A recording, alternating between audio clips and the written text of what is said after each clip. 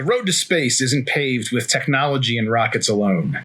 It's built on the dreams, risk, and relentless spirit of those who dare look up and say, "We belong there."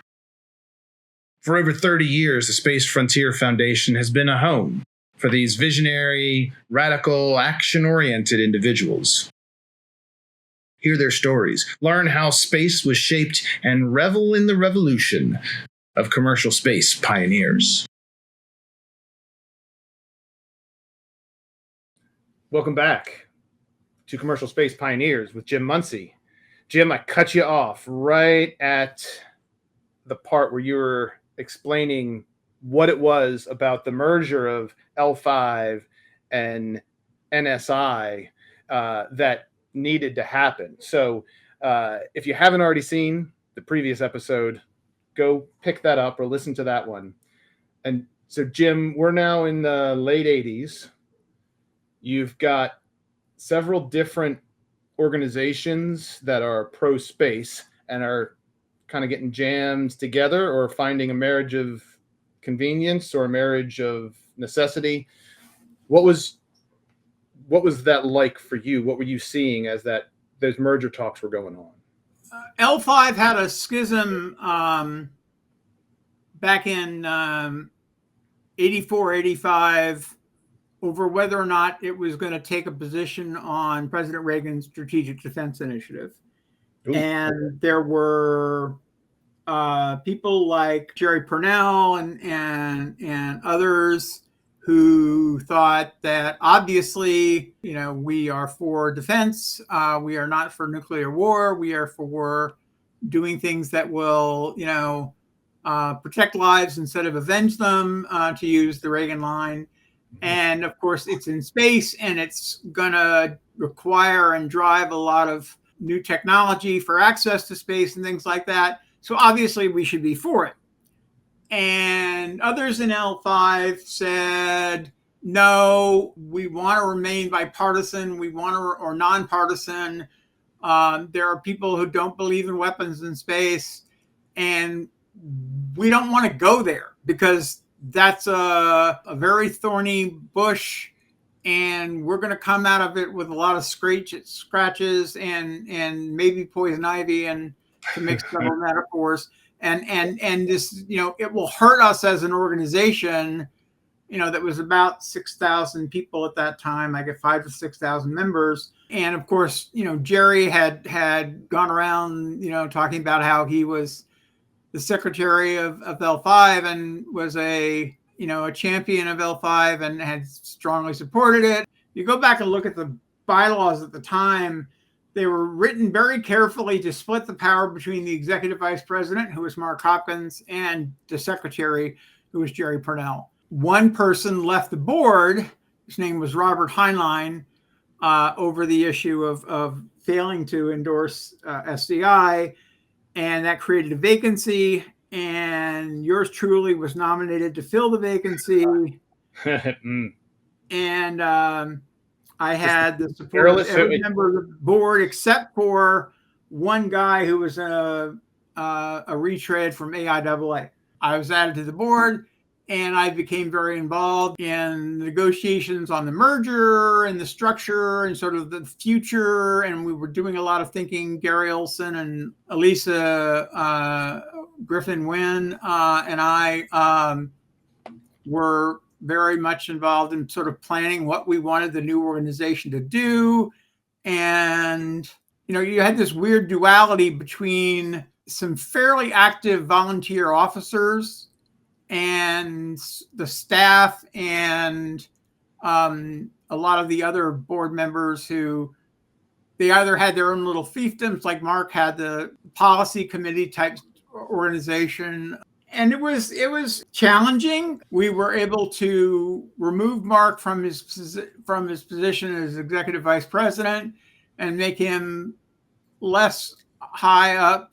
And Gary was given the executive vice presidency in the new merged organization. And ultimately, Mark was able to sidle up to the NSI people and focus on, supporting the NASA program and and with a little less controversy and a lot less back talk about how things should be run in the organization from these volunteer officers who were suggesting better ways of doing things. And so, when we went off and created the foundation, and the very first meeting of the foundation was held at the Denver ISDC in '88 in May. It was not an official, we weren't legally extant yet. I still hadn't met Bob Werb, although I talked to him on the phone. And then we had a meeting in August at the Intrepid where I met Bob for the first time. And we really got on each other's nerves. And I talked to Rick afterwards and said, wait, you want the three of us to run an organization together? Are you sure that's a good idea? And Rick says, no, yes. You two are perfect balances and foils for each other. And all three of us had very different skill sets, very different perspectives. But, I mean, Rick had been a fundraiser for Greenpeace, okay? And Bob, Bob's brother led one of the anti-war demonstrations on the mall. So we had two quasi-progressives and a right-winger. I was outvoted, but not outweighed by them. It was a very, very dynamic environment. We had other people like Elisa, who was very much part of things for the very first couple of years. She ran the Return to the Moon petition drive. The very first thing the foundation did was we turned in the first 10,000 or 15,000 of our petition drives for saying we should go back to the moon to a political guy, a junior political staffer at the White House in '89, in like May of '89. Okay. That was used to justify the fact that there was public support for going back to the moon for George H.W. Bush's speech outside the Air and Space Museum announcing that we were going back to the moon on the very first, what was called the Space Exploration Initiative, okay? Back in 89, 90, 91, 92. Was that your objective? Like when you got those petitions together? Yes, we were trying to stir up and say, we need to go back to the moon. Okay. This what was then called Space Station Freedom. We knew it was going slow, and we needed to have something more visionary that was pulling us forward, and that was the idea of going back to the moon. We didn't put out a lot of details about how that was going to be done, but we made it. It was a simple, positive thing we could do, and then 2 years later, we called for canceling Space Station Freedom as our first big negative thing we did, because it wasn't getting there. It wasn't happening. It was behind schedule. It was over budget. You're already. Yes, we didn't say that we didn't want to have a space station. We just said we were against this program. This program isn't doing it. It should be canceled and replaced with something. And how many other organizations, like you were joining some big established organizations that were? We did that all by ourselves. And the fact that we put out press releases, this is pre-internet. We put out press releases. We got it written. We had relationships with Aviation Week and with what became Space News. We got coverage, and we got out there because of the radical positions we were taking. And we took a very radical pro position on returning to the moon, and we took a very radical, perceived as anti-NASA position on space station. I'm gonna rewind just a little bit here, because sure. NSS comes together, not aggressive enough, and both Rick and Laurie tell the story about creative enough, or really focused on the dreams of the people that were involved. Yeah. So for Monty Python fans, it's the People's Front of Judea and the Judea People Front, and like there's always that like splitter group, and so you're in that dynamic. Now you personally are a little bit grumpy and about things, and so you get pulled together. Rick, like makes you talk to this East Coast, New York? Is he New York or? Oh, yeah, absolutely. So we're like, and you're packing your bags to go to North Dakota because right. You've been in DC your entire life up into this point, and was starting the foundation a middle finger for you, or was it like, I don't know what I'm doing, I'm just sure I'll help out, or like what inspired you besides the arguments? Oh, I didn't want to keep fighting. I didn't want to spend all my time, nor did most of us want to spend our time fighting inside of NSS. Yeah. Okay. There was a board meeting. I think it was the first actual board meeting of the merged organization in 87. It was like December of 87. And I completely destroyed the Glenn Wilson, who was the executive director, his plan for wonderfulness and peace and harmony and joy in the next 12 months. Okay. Because he presented a budget for the organization that was a summary budget for the year. Okay. And as a summary budget for the year, it included revenue from a last Aerospace Industry Advisory Committee, which was the industry group that was giving them money, a last big bunch of direct mail that they were going to fund that summer and early fall. And so he book kept the net revenue that we were getting on those, which was we were getting some net revenue on prospecting email then. The problem was it was money that we were going to see in August, but we were going to be losing $10,000 a month until then. Yeah. You know, I don't remember what the specific numbers were now, but the point was we were going to lose a bunch of money. Yeah. And Ben Bova was the president. I said, Ben, I mean, this is the budget. You don't see that money until then. That means until then, we're in the hole. And we don't have a setup. We don't have money we can just use to pay our monthly bills for those 8 months until that money shows up. And when the money shows up, there will be more than enough money for the previous and the next few months. But it's also the last time we're going to get that money. So it's not a good plan for long term to, be basing our cost structures on this. And as a result, we got rid of the monthly magazine. We went to a bi-monthly magazine. Okay. And it was so funny because the activists from L5 hated the magazine editor, hated the magazine, thought it was stupid.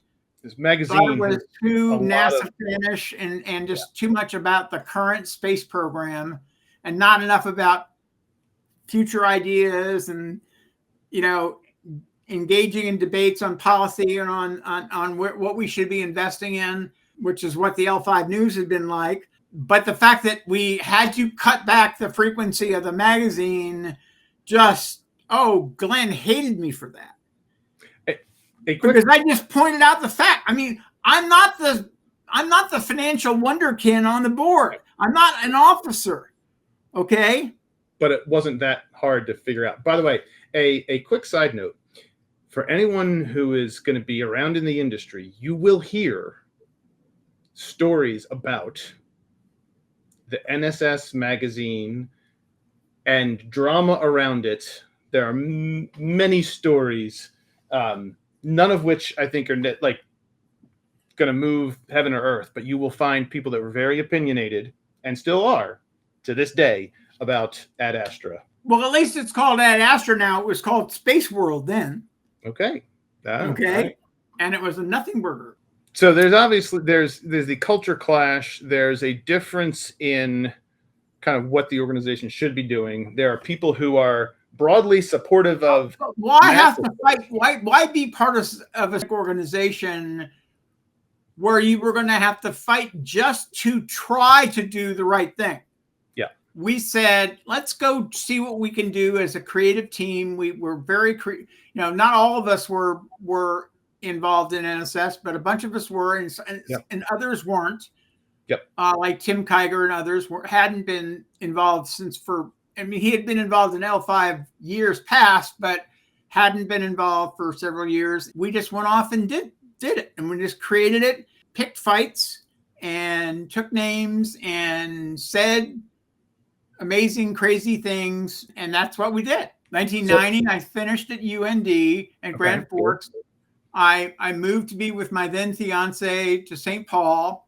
I couldn't really make a living in St. Paul.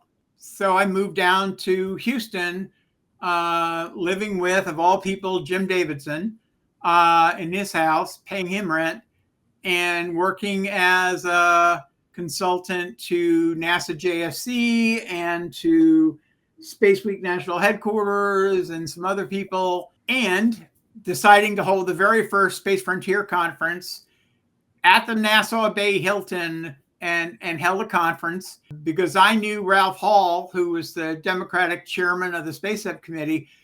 The Houston industry had never invited him to come down and get an award in Houston from North. He was in North Texas, in Dallas, in north of Dallas. A local businessman there who was friends with Rick and became a close friend of mine. And we invited him to come down and held an event and held a small political fundraiser for him, but also, had him speak at our banquet. We did the normal aerospace company thing of inviting people to buy tables and we did sell some tables, but it was at the last minute. It was a huge controversy because who the fuck were we? We were the Space Frontier Foundation. We thought we were, hot diggity, okay? But yeah. And we're sorry you never thought of having the chairman of the Space Subcommittee come to Houston, okay? But we thought of it and invited him to come, and he agreed to come and give a speech. Ironically, they decided to pick a fight with us.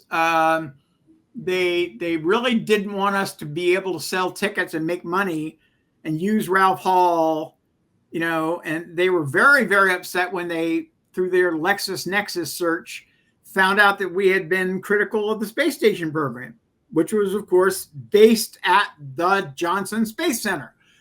I was summoned to a meeting with the head of what was called the Clear Lake Area Economic Development Foundation, which is sort of like a chamber of commerce for that area. And one of the non-involved industry companies, General Electric, and this guy, they had me come. I mean, they were doing stuff like calling up and representing themselves as being with USA Today and wanting to know which companies were buying tickets, banquet tickets. Okay, they were like trying to spy on us and ask us about our banquet, and this was like hostile. I mean, they were like trying to stop us from having an event if they could kill the event. And so I get summoned to this meeting. We have lunch, and they said to me, this is this wonderful, wonderful discussion where they said, remember I told you I was going to tell you a story about 92 and okay. So they said, NASA decided that they were going to build a space station. This is March of 92 now. Okay. And they said, NASA's been working on it for over 8 years. They have thousands of people working on it. Mm-hmm. They've spent almost $10 billion on it. What makes you think your opinion about whether or not we should have this space station is valid? Why should anyone pay attention to your opinion on this? Right. Whatever. And I started to think in my brain, well, this guy probably can't process the words First Amendment. Okay. So that's probably not going to go anywhere. He will probably get upset if I mention the fact that he's already laid out in the question that it's been over 8 years. There are thousands of people working on it, and they've spent $10 billion, and they don't have a piece of hardware to launch yet. Okay? Maybe that's an indictment of the program. Yep. Okay? Now you probably can't hear that either. So I said, well, I've worked in space policy for over 10 years now. I worked on Capitol Hill for a few years. I worked for the White House Science Office for a couple of years. And I have a master's degree in space studies from the University of North Dakota in space studies from the Center for Aerospace Sciences. So I guess that's why I think I have an opinion that's different. And that shut them up. Now, we weren't just actively attacking the space station. We had attacked the space station 2 summers before. And in March of 91, we had come out and endorsed External Tanks Corporation's proposal to use a shuttle launch with an external tank to keep the external tank in orbit and then start to refit it as an initial space station. Okay. So we had a positive counterexample that ETCO was pushing, that Tom Rogers and ETCO were pushing. So we, that was a more positive stance, saying that, the current program isn't getting us there, et cetera. But we weren't talking about the space station in 92. Well, another thing that the people in Houston weren't paying attention to was what was being talked about in Washington, D.C. Because in Washington, D.C., members of the Committee on Science and Technology were noticing that the Cold War was over. And we weren't racing against the Soviet Union anymore in space. And the former Soviet Union had all these space capabilities, okay? And that it might be a good idea to pick them up for 10 cents on the dollar and actually buy some of their hardware and buy some of their expertise and use that to do, okay? And in fact, there was a piece of legislation co-sponsored by future Science Committee Chairman Jim Sensenbrenner, not known as a friend of the Russians, that talked about buying Mir. I thought that. I know. Yeah. Yes. Yeah. What? Okay. And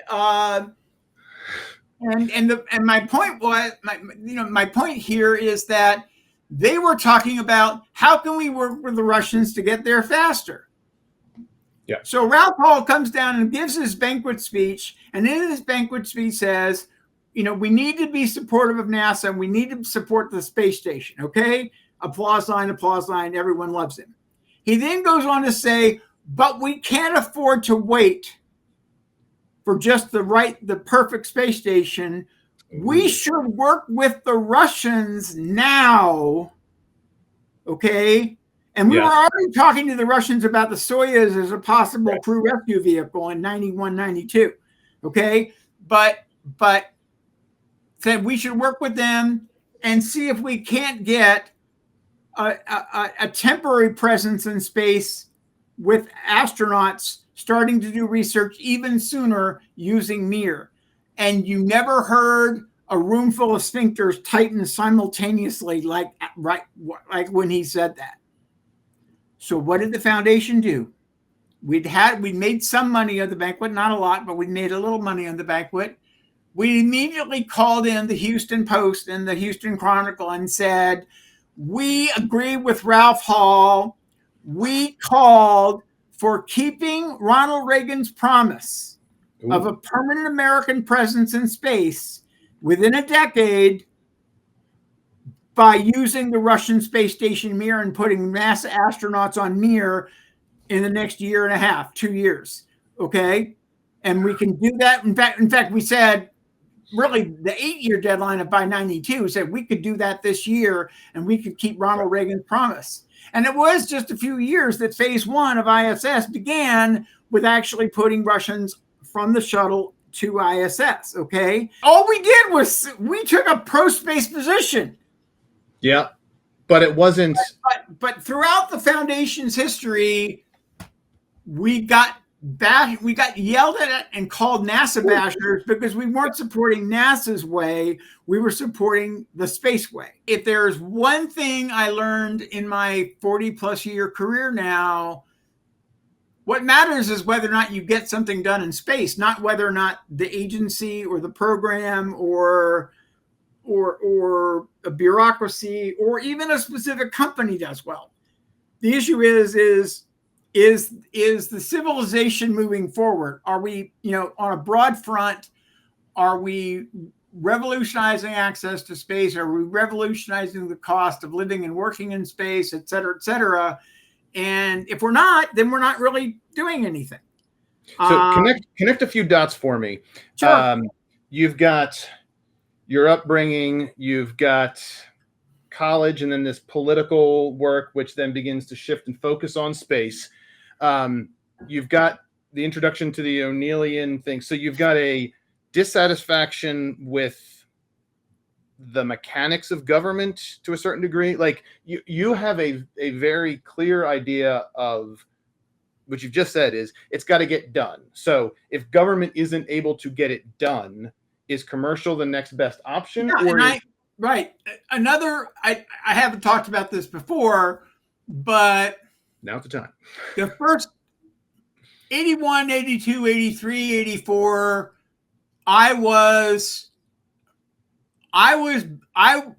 believed that if we could just get NASA to do the right thing, if we could just get NASA to be courageous, if we could just get NASA to be visionary, if we could just get NASA to, to think positively and aggressively and actually believe in what they say they believe in, okay, that everything will be fine.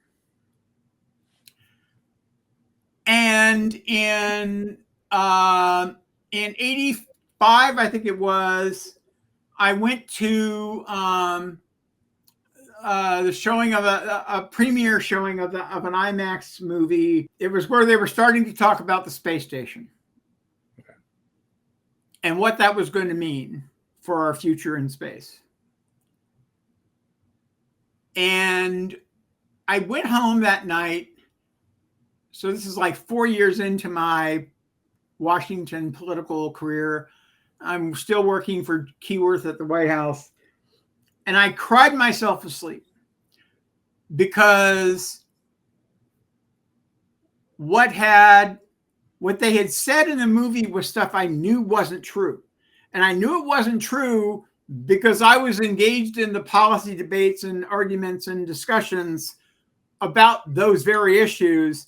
And I knew, for example, most people don't know that when Ronald Reagan decided to have a space station and announced it in 84, that they just assumed he was deciding between whether to have a space station or whether not to have a space station.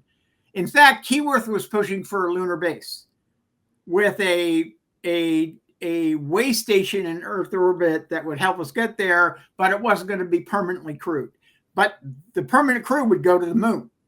Okay. And that was his vision. And it was to do something bigger and more substantial than we had done a long time ago, by 40 years ago almost, and we're still talking about going to the moon. But I literally cried myself to sleep because I knew that one of the in the debate in the White House discussion on which to do, the space station or lunar base, the president asked a question. Well, if we build the space station, will that help us get to the lunar base? And NASA lied and said, yes, it will. We will build the space station and that will help us go to the moon. Well, the very first thing they took out of the space station design was the capability to serve as a staging base, because they were totally focused on microgravity research and not on the operational use of the station as a staging base for doing other things. Okay, we would now call it almost as a propellant depot, but then the idea was a staging base. The shuttle flies to the staging base, and then you get on board something there at the space staging base, and you go to the surface of the moon or whatever. Very much the original von Braunian Earth orbit rendezvous, lunar orbit rendezvous, way of doing things. When you say you say NASA lied, like that might be a loaded term. Term. They said that, and then they had no intention of keeping that promise to Ronald Reagan. Okay. They told him it would do something, and then not a few months later, they dropped that. They changed their mind, or no, they were never ever committed to doing whatever they had told Reagan. They just wanted to say it to win the argument. And expedient. so I call it lying.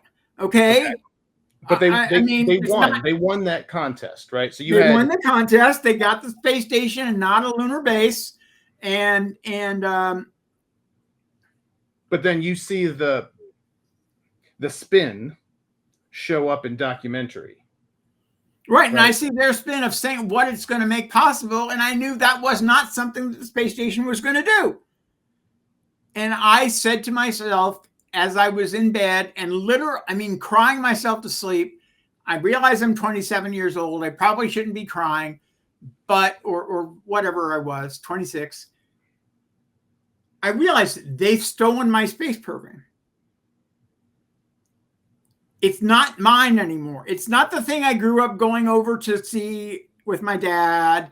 It's not what I've been championing and trying to support and help and sort of, push them into visionariness and push them into strategic thinking and push them into being a little more aggressive and a little more pro-space. No, they are the way they are because they want to be that way. They're cautious and under-delivering and under-promising because they don't want to actually do this. And when I realized that they were the way they were because they wanted to be that way, and it was their choice, and they weren't really about opening space for the rest of us at all, I felt like it was no longer my space program.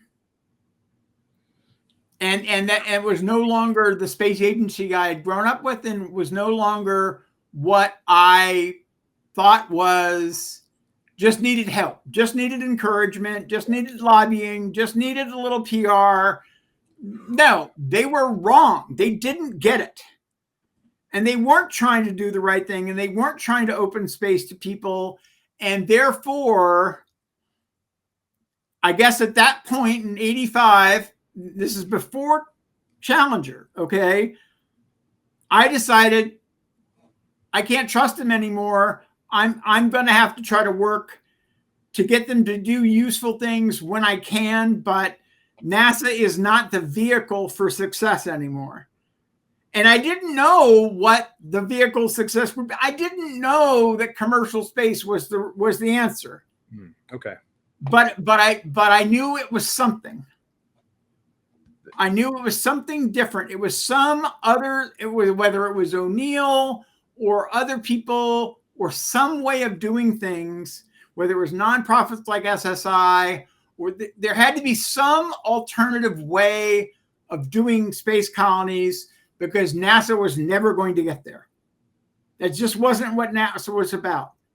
Yeah. And it was, and you could, and a few years later, when Steve Wolf, helped write the Space Settlement Act and got it and working for George Brown, got it adopted, added to a NASA authorization bill. That was great. But NASA never treated it seriously. They never produced any real reports. They certainly didn't align anything with that goal. Okay. So they just, you can, and if you had to divide my 40 years plus of working in space policy since 81 to now, the first half of it was figuring out how to get NASA to do something useful and focusing sort of on that. And the last 20 years has been, well, it's nice when NASA can do something useful, but what I'm really going to focus on is how do I make it easier for the private sector to sometimes do things for NASA, if we can force NASA to do something intelligent, but make sure that they can take the ball and run with it once they've got a ball and once they're on the field and they're running. Okay. And so I literally would say half of my career has been spent playing with NASA, and the other half has been playing with regulations and laws and the framework within which the private sector can operate in space. I will absolutely say that the latter is more boring and drives me crazy. And and obviously, work for Maston and other companies along the way. I still did a lot of the first half while I was in the second half, but increasingly what I've focused on is, please God, don't kill the golden goose. Please don't kill the golden goose. Please let the golden goose, replicate and grow and lay as many golden eggs as possible and keep going. Because that's what's going to get us into space. Yeah. From a change management standpoint, it's the difference between trying to push a rope or trying to just remove the barriers that will allow water to flow. I mean, push a rope is very good. Because I just, you're trying to be you supportive. have no idea how often I serenaded that frickin' rope to try to get it to turn into a snake that would actually go somewhere.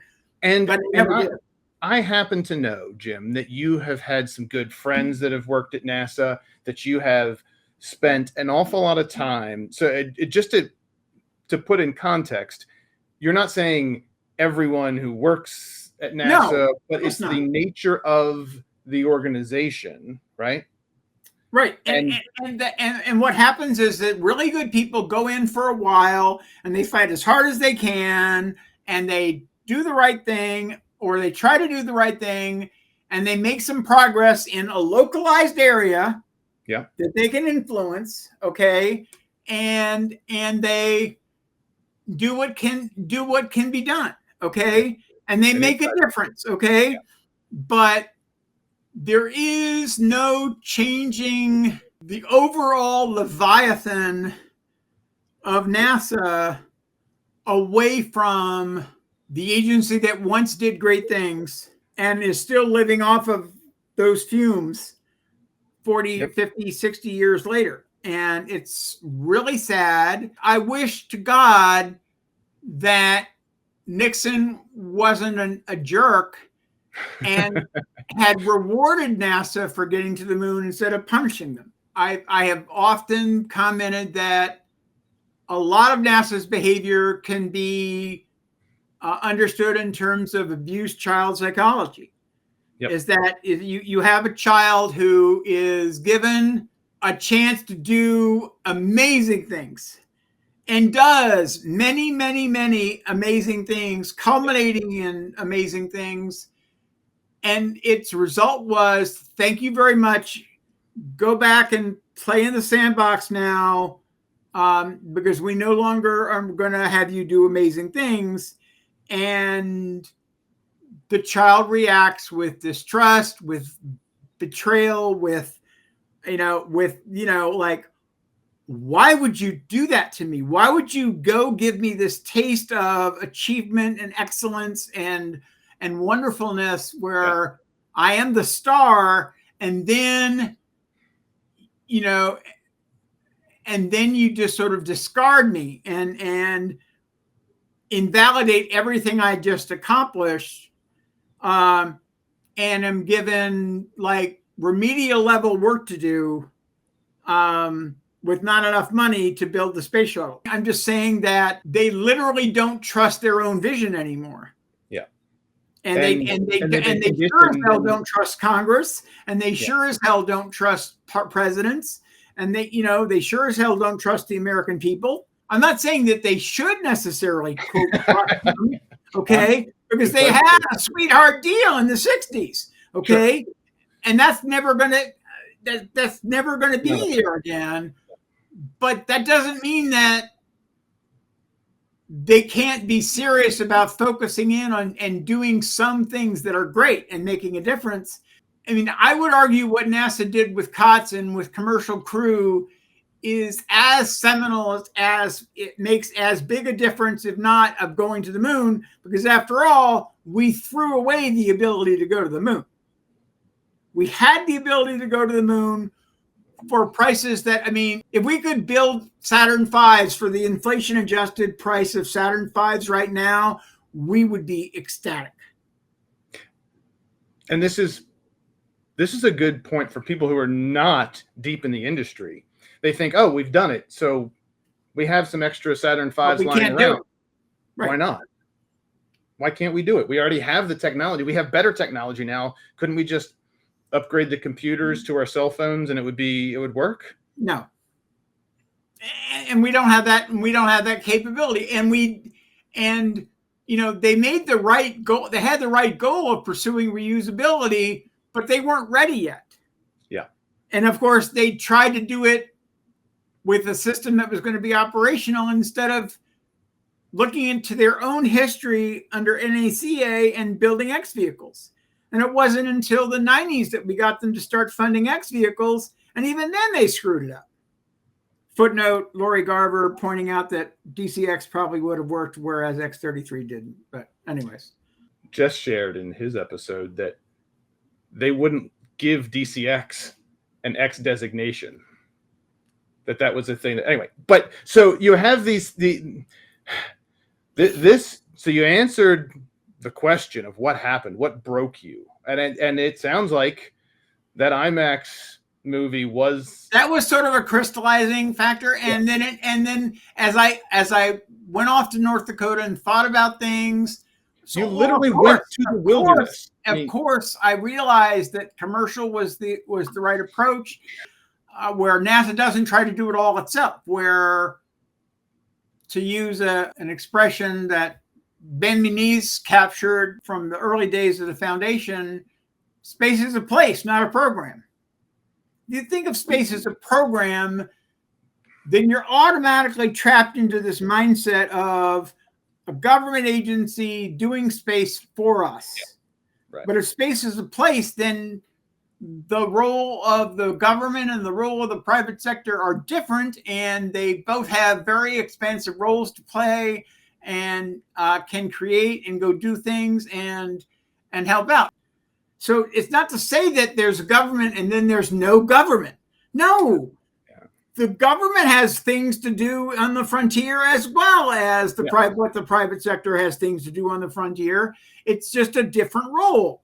It's defending free commerce and free trade. It's doing scientific research. I mean, if you just look at how many people receive salaries from scientific research in that area, and let's not say any scientific research.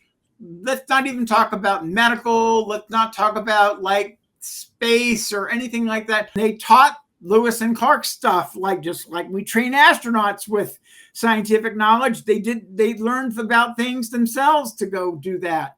And but the corpus of scientific research, right, is dramatically larger.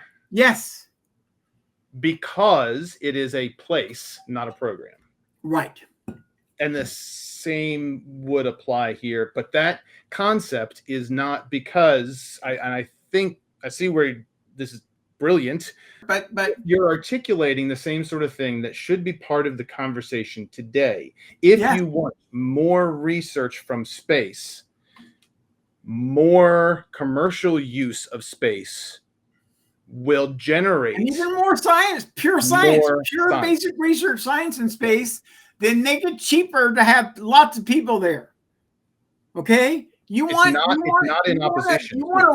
We have not tested the theory of using microgravity for science. We've done a piss poor job of it because we've had, on average, 1 to 2, maybe 3 people working on research at any one time. And most of those people are not lab research scientists. Yep. Most of them, they might have a science degree, but they're not really lab bench researchers, okay? Nope. We learned during the MIR program, there was one researcher who one astronaut who went to MIR who actually had a background in doing a lot of lab research. That was Shannon Lucid. She produced more papers than all the other research done up there combined. These are the themes that might seem self-evident, but it was Bob Werb, the biologist, who told me about that. Yeah. All right. So we now understand. We have an understanding of your turning, and so you come back out of the wilderness. So you come back through South Dakota and North Dakota. Right. So you come back from the Dakotas. You're now in Houston. You're working, supporting the foundation. You're doing some foundation work and did some work for space and I was doing some work for the New Initiatives Office at the Johnson Space Center.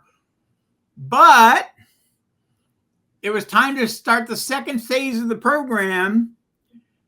And I was told that I was too controversial to be hired by the company down there that was going to have half the work. And instead of working for the company down there and continuing to work on it in Houston, I had to move back to DC to work for the other company that was going to do contracting work. This was all for Dennis Stone, by the way. Dennis was at the New Initiatives Office, and it was called the Private Sector Cooperation Initiative. And I was looking at historical models for government private sector cooperation to do things. Okay, and I went to instead of staying in Houston, where I was pretty I wasn't, and I couldn't make as much trouble in Houston. Okay. I mean, they didn't like me down there, but I couldn't really cause them that much. I mean, I had gotten Ralph Hall to speak and talk about going to the Russians, other than that, they just decided they really wanted to disgorge me from Clear Lake. And so I went back to Washington, where I caused so much more trouble for JSC over the next 10 years, first as a consultant and then working on Capitol Hill for another 5 years. I mean, I drove JSC freaking crazy. That's how Teddy Roosevelt became president. They wanted to get rid of him, so they stuck him in the vice president role to get him out of the way because he was being a pain in the butt. And then, oops, now he's president. So you and Teddy Roosevelt have that in common. So they try to get rid of you to relieve the pain of you being a thorn in their side, only for you to be an even bigger. Turned out to be problematic. But you're not just a pain. I mean, you are a pain, but not just a pain. Right. So what year did you make your and I would argue I'm only a pain because I'm stubborn. Star Wars, the weak-minded can be turned aside. Yes. I'm not weak-minded. No one's ever accused you of that. Okay. They say, they try to give me bullshit, and I say, no, that's bullshit. I want to know when we're going to go do X. Yeah. And really do it. And don't make me think. Don't make me actually figure out how to be effective. Don't call into question my basic self-delusions as a bureaucrat. Oh God, don't make me actually do something for the taxpayers that are paying me for this. That's not what the system is built for. Look, you even said it. The system is not built for accomplishment because it's not rewarded. Accomplishment means great, it's done now. And so those people need to find. And the market economy does a piss poor job of it too, but at least it does it to some extent. Fair. So what year did you return? What was your triumphant return? I moved back in the fall of '92. Okay. And was there a parade or? No, there was not. Well, actually, I had some friends who got together and hosted me for a little, dinner and stuff, and welcomed me back. Turned out I was working for a guy named John Egan, who had been a partner at Coopers and Lybrand, and then went off and set his own little Beltway Bandit company. And he was doing studies for NASA that they wanted done for NASA, various parts of NASA headquarters. And then he kept me on after the project for Dennis Stone was over. He kept me on to keep working for them because he liked the work I was doing. I didn't leave until the end of that year. I spent a year working for Lunacorp and doing some other consulting. And then in '95, I finally accepted Dana Rohrabacher's offer that he had made when I was in frozen North Dakota of a job on his staff. At that time, I recommended he hire Tim Kiger instead of me. And then 6 years later, he thought he was going to be the subcommittee chair on space, and he wanted to hire me. And as it turns out, he didn't get the space subcommittee, but he did hire me onto his personal staff to do all of the space work. And when the subcommittee, he did get the subcommittee, I went to work for him there.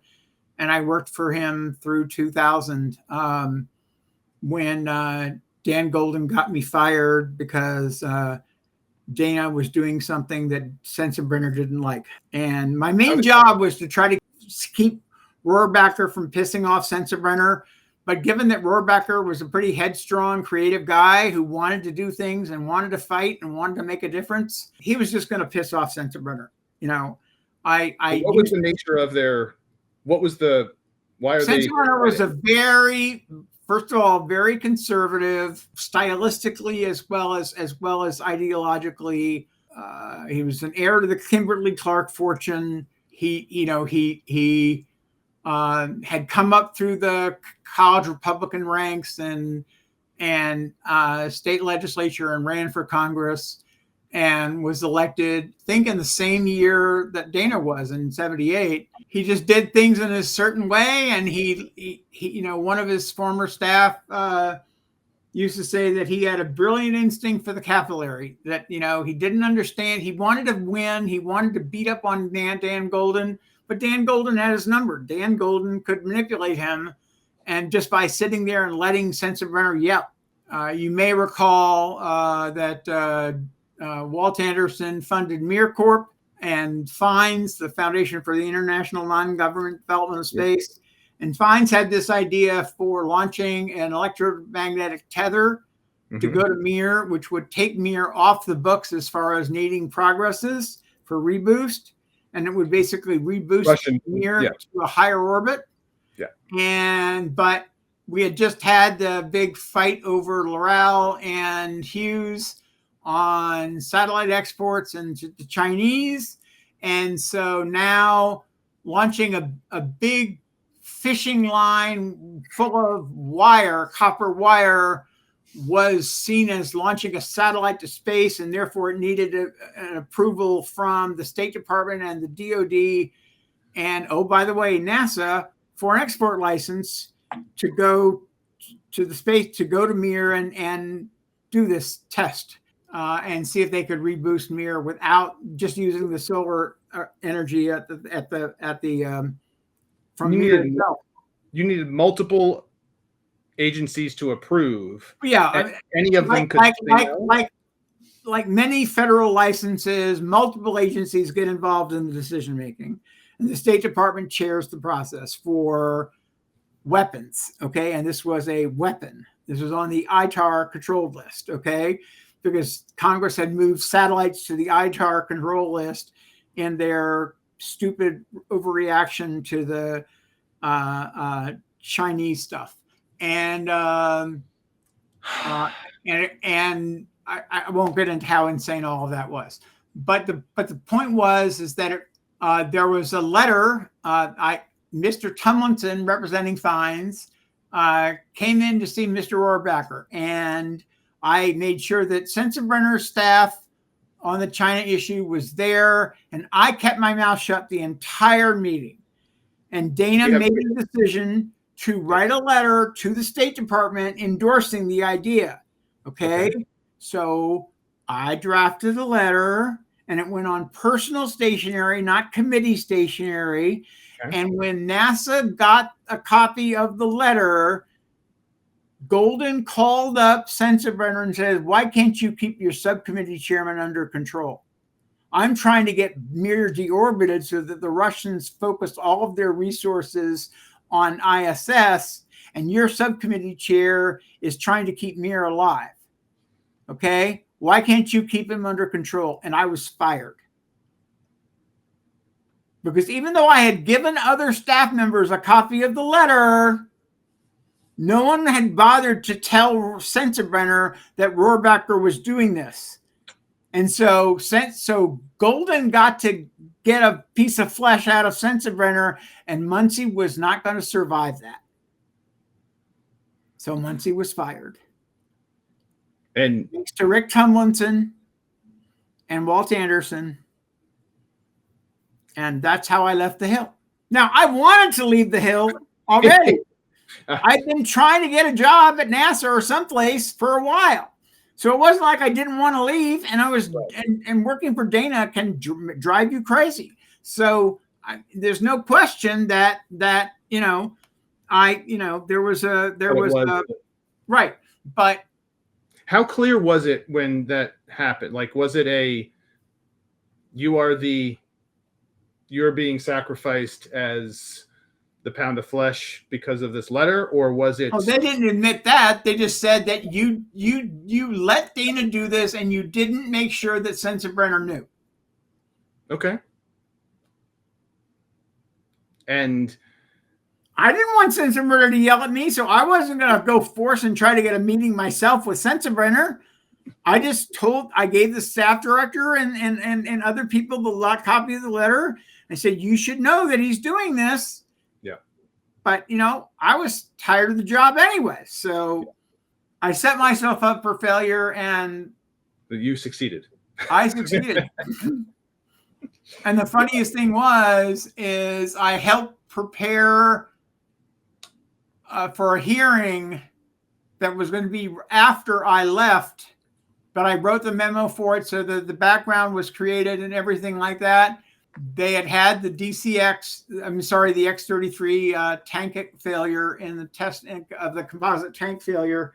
And the person who was at that point in charge of overseeing that program and other programs, who was a total idiot, but was an apparatchik to Golden, was testifying. And they said, well, you know, this was a composite tank to hold hydrogen. Have we ever built that before? And he didn't know. And he was the so-called chief technologist of NASA. And he didn't know that the DCXA had included a spherical composite tank for the hydrogen fuel on the DCXA that had flown successfully 5 times until it had the tip over maneuver and died.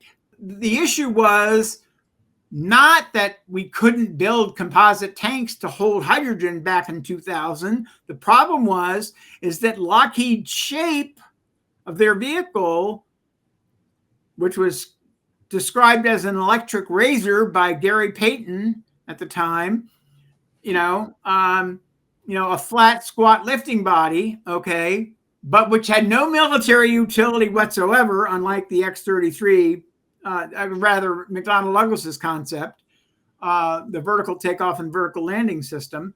You know, he didn't even know that they had successfully done a spherical tank. The problem was they had this multi-lobed tank with a woven Y joint, which they had shown me when I was out there looking at it at Palmdale.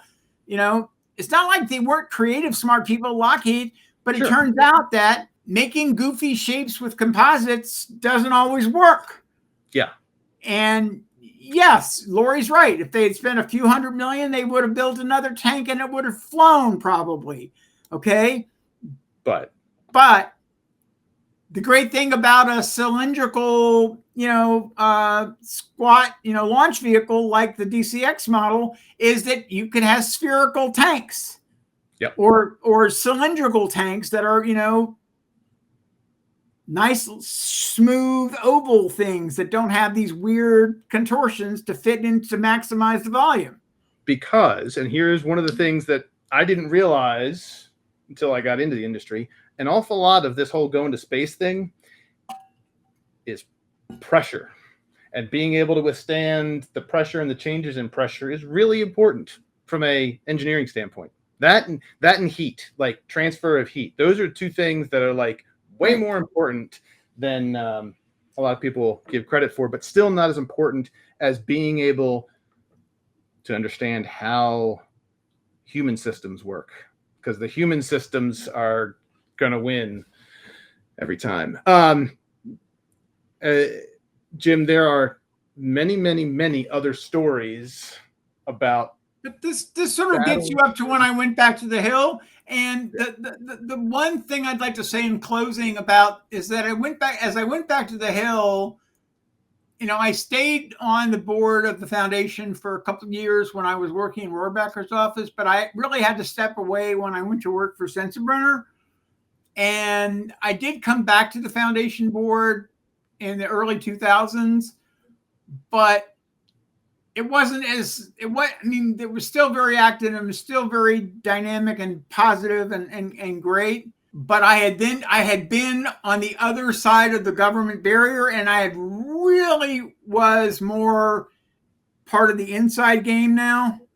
Yeah. And in many ways, I was always on sort of that other side of the shelf from Tumlinson, where Tumlinson was the outside agitator and I was the insider, and it was fun. I mean, it was great. We did a lot of great things together. And after a few years, I needed to focus on work and building my business and stuff. And I sort of fell away again. It wasn't until just a few years ago that I got involved again. That was those first 6 years were miraculous, and really, 7 or 8 years, I guess, from 88 to 90, 96, 97. I had some of the most fun I'd ever had in that time. Learned a tremendous amount, built friendships that have lasted a lifetime, and really sent me forth into working on the Hill again and others with a very clear sense of what was right and what was wrong, and what was going to work and what wasn't going to work. And I still spent an awful lot of time focused on NASA oversight and whatnot, but I also was starting to pay more attention to legislation on regulatory issues. And by 5 years later, I was working on the Commercial Space Launch Amendments Act of 2004 for Dennis Tito and Jeff Grayson, and legally enabling human spaceflight in this country. So, Jim, I love the fact that you, as the founder, I have this misperception that you had all of the knowledge at the beginning. And I know that's not the case. But the fact that you were able to take from your participation in the foundation, learning and that understanding of the issues that was able to carry with you further is awesome. Because that's one of the things that the foundation has done for years, has been a place for people to kind of understand and be a foundation, excuse the pun, for them to go off and do other things. And there's an awful lot of people that trace. Well, I mean, just look at the companies that were founded at or with conferences, not just Mir Corp and others, but, NanoRacks, just a whole bunch of, and people who were foundation chairmen or conference chairs or whatever. There's so many companies that were born out of, and some not successful, but some very successful, that were born out of the foundation and out of new space conferences and out of other things. And it's been this seething cauldron of true believers, or people who became true believers by involving themselves. And Jim, you should know that not only has the foundation been great for that, but you are personally credited by a lot of folks. Even Chance Encounters with Jim Muncy is one of the things that help other people that maybe were going through their own understanding and journey of disillusionment into enlightenment, that you've helped carry the light for folks there. What Douglas Adams call it, the long dark tea time of the soul. We've all had that. Jim, I can't thank you enough, so I'm not even going to bother trying, but I am going to say thank you for all that you shared, especially in this session here. And I look forward to picking up and learning some more of those stories, not only because I enjoy it, but I know there's a lot of other people that will take even more lessons from your journey of creating this commercial space world that we all enjoy. And I'm glad there are so many young people, and people who I've been able to contribute to over time, because I'm tired of this shit. I want to retire. I don't want to do this anymore. I am so tired of this. It's getting really old, and we're not where I wanted to be. And I really can say that we boomers had so much given to us and we got so little done with it in many ways, but in other ways we did accomplish a lot and we moved things forward. And of course space is about making money now. It wasn't always that way. It wasn't that way 20 years ago. I have to say it's a little irritating. I said that, for the first 10 or 20 years, people wanted to know how I did it so I could, so they could try to replicate it. I said, no, you don't want to replicate what I did, but here's what you can go do. And nowadays there's all these punks with their shingles out as space policy consultants who don't know shit. I mean, they may know something, but they don't know what happened 20 years ago or 30 years ago or 40. They don't know how we got here. And so I have a little bit of that. Get off my lawn, kid. I've done what I can do, and I'll keep doing it for as long as I can. But I am definitely looking forward to hearing about great accomplishments to come. Well, that sounds like tag we're it. So you no are matter definitely what, it. no matter what, Jim, you are not going to not be involved. But hopefully this conversation and the rest in the series will help those people, myself included, learn and understand some of these things so that we can build on instead of just relearning. Challenge accepted. So anyone who's watching this, one of your jobs is going to be go do something even a fraction as dramatic as Jim has done, and then send them a story and tell them about it. Absolutely. Thanks, Jim. Okay.